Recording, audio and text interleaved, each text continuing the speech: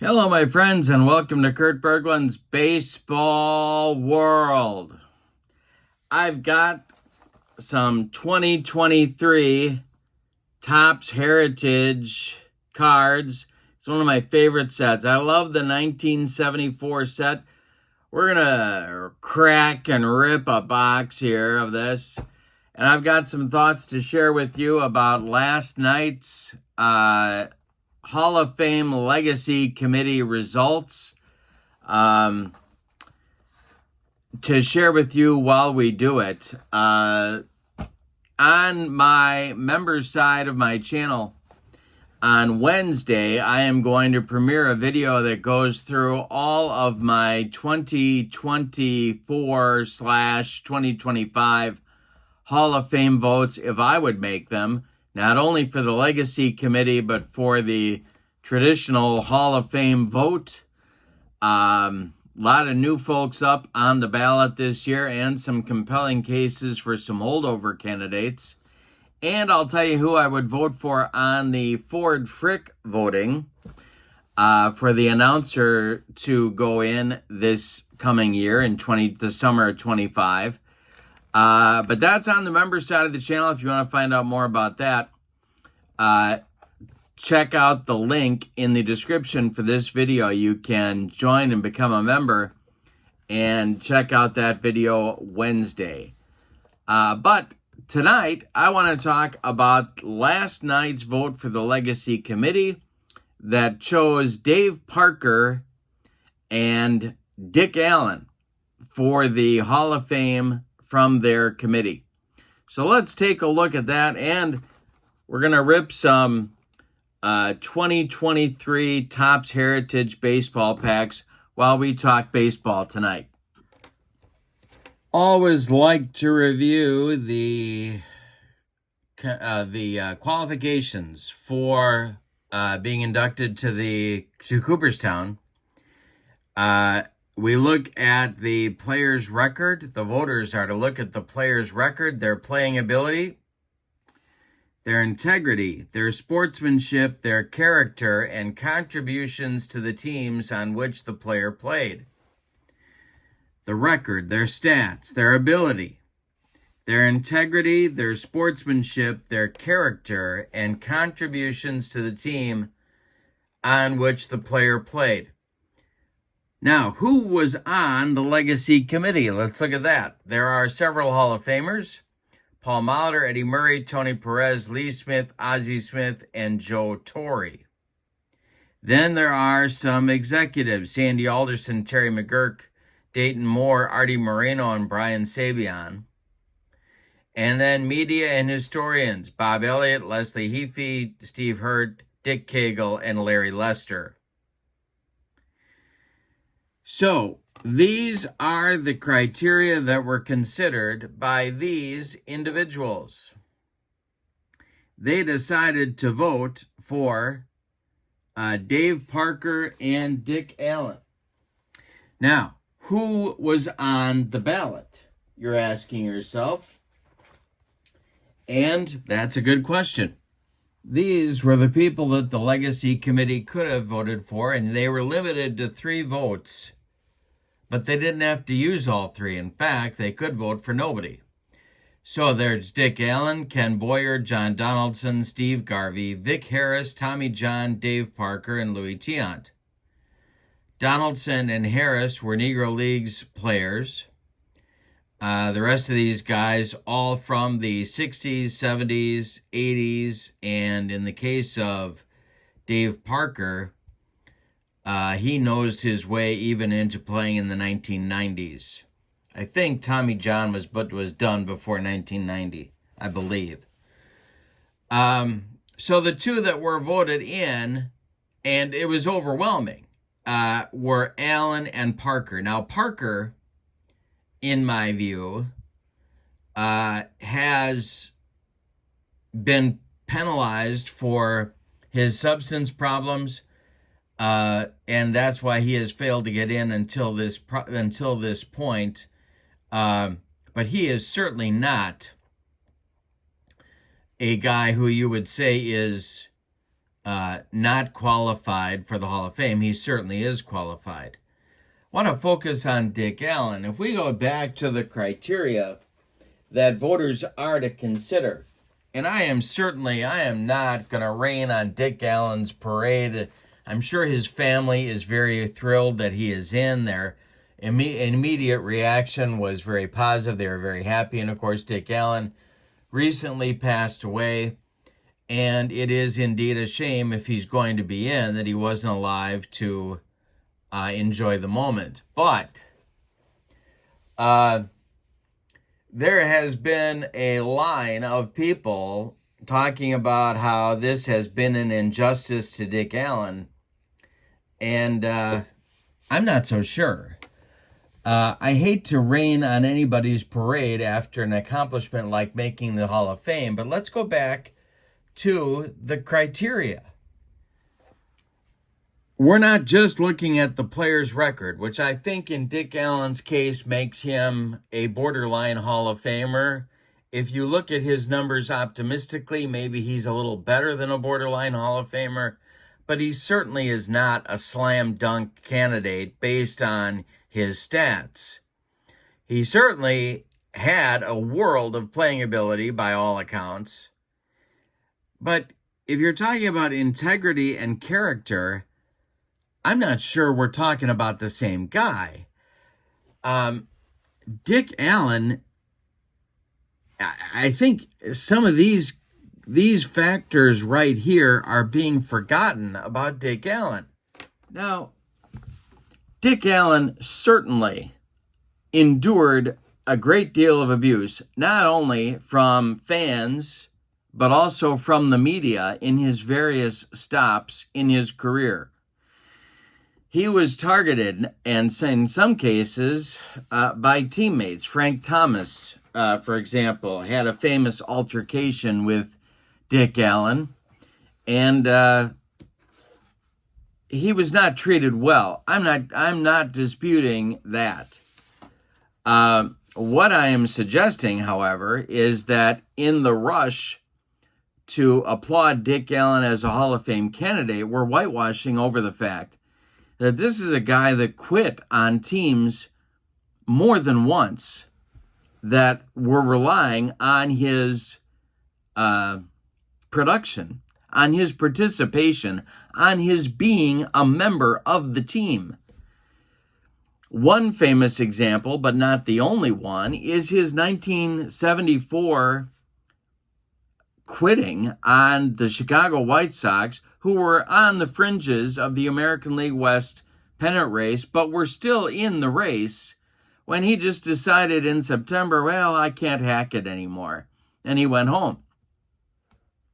So, okay, that's fine. His choice. But then, if we say at the same time, that's a Hall of Famer, I don't get it. Here's a guy who teams couldn't wait to get rid of. The Dodgers, the Cardinals, eventually the Phillies couldn't wait to get rid of him. The White Sox, after his retirement in September of 1974, couldn't wait to dump him. And the only reason they had him as long as they did, the 3 seasons they had him, was because Chuck Tanner let him do whatever he wanted to do, play when he wants to play, not play when he doesn't want to play. I mean, I think he was in the clubhouse giving Chuck Tanner a swirly whenever he wanted to. That's not a Hall of Famer. In fact, players that bounce from team to team to team to team typically aren't Hall of Famers. They typically don't have the kind of credentials that Hall of Famers have. And the only one that really comes to mind who did was Rogers Hornsby. And Dick Allen does not have Rogers Hornsby's numbers. I'm sorry, he was not the hitter Rogers Hornsby was. So it's a little confusing to me as to why all of Dick Allen's behavior is forgotten, or it's given a pass because he was given a hard time by the media and by the fans. What about his teammates? Now, I know Mike Schmidt has gone on record in the last several years, maybe more than a decade now, to say that Dick Allen was an outstanding teammate. Do you see anybody lining up next to Mike Schmidt to endorse that opinion? I don't. I'd like to ask his 1974 White Sox teammates. I'd like to find out what he was like in St. Louis and in LA when they dumped him. It's a little strange to me that all of a sudden we just kind of give him a pass and say, oh, well, that was Dick just kind of coming over, getting over dealing with the fans in Philly and the media everywhere. He wouldn't get my vote. And to put him in the same mention as Dave Parker, who was respected by teammates across his career for being a leader. Yeah, he had the substance problems, but watch what was said about him, the cocaine notwithstanding, in Pittsburgh, Cincinnati, Oakland, Milwaukee, and California. And you get a very different picture of what a teammate looks like. It's just setting aside the numbers and looking at the other categories to consider when looking at a Hall of Famer. All right, let's rip some cards. Topps Heritage High Number 2023. Let's take a look and see what we got. 1974, I think, is my favorite set from the 1970s. Oh, we got a bunch here. We got a bunch. Let's take a look and see if we get anything really noteworthy. Got some fine motor skill issues here. Carlos Vargas, Taj Bradley, Adam Duvall, Selby Zavala, Kike Hernandez, World Series hero. Victor Robles, Anthony Rendon, my goodness. He's got the American League designation there. That's nice. And Rougned Odor. All right. One batch in the books. Let's see what we got here. Pack number 2. Jesse Schultens, David Bednar, off-season last year. David Peterson probably saved the Mets last year. Matt McLean, Arias, Santos, Gibson, Stevenson, and Jose Hernandez. Rookie card for Jose. Very nice. All right, next one up. Here we go. Looking at Topps Heritage 2023, Fast Freddie Peralta. And there's Bryce Terang. There is your National League Gold Glove winner at second base. Very nice. Dominic Fletcher. There's a rookie card. And Gus Farland. Okay. We're going to keep Bryce handy there as a rookie performer. And next up, Miguel Vargas, McKinley Moore, Camilo Doval, Mike Moustakas, Elias Diaz, Peyton Mendenfield, Masataka Yoshida rookie card. Very nice. Zach Greinke, love the Zach. Estuary Ruiz. Okay. Got some nice pulls here. Nothing that's going to break the bank, but we got some hits. All right. Next pack. Robbie Grossman, Vargas, Dubon, Cosgrove.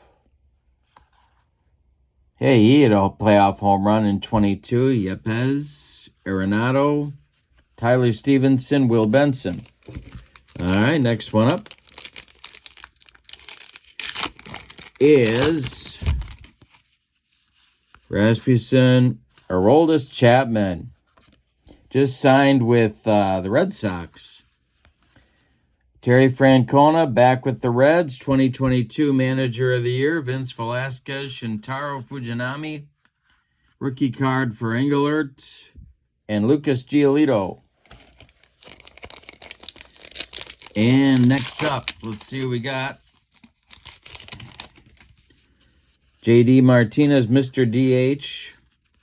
Dylan Dodd. Ooh, look at this. This is nice. McCovey, Winfield, Bogarts, and Tatis. Steer, Zach Neto, Tim Herron, Levi Stout, and Higashioka. And last but not least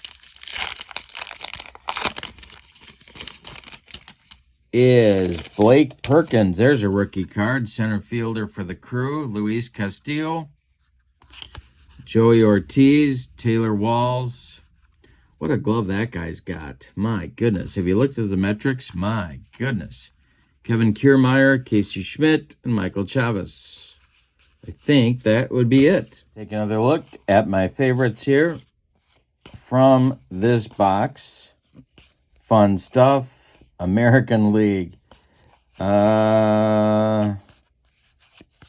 Francona. Nice Greinke card. I know it's not worth anything, but I like it anyway. Yoshida. What a hitter. Bryce Terang. Aroldis Chapman. All right. Now, I'm sure that Dick Allen was a great guy and had lots of friends, and his family loved him a whole lot. But I don't understand why we're not getting the other side, and why none of his teammates seem to be saying too much. Well, I guess they're kind of killing him with silence, aren't they?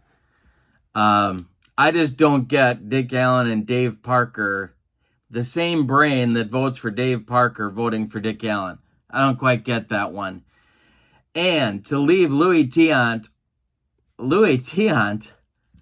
I don't know. We also have 2 Negro Leagues players, at least one of which, to me, should have been voted in. There's much more on my channel. If you become a member, you'll get my whole reasoning behind my ballot. I think it's a shame that Louis Tiant wasn't voted in, and I don't understand the voting from the Legacy Committee. But what do I know? Anyway, thanks for being with me. Hope you have a great evening. And we'll see you soon with lots more content on the channel. The member link is in the description for this video. So long, everybody.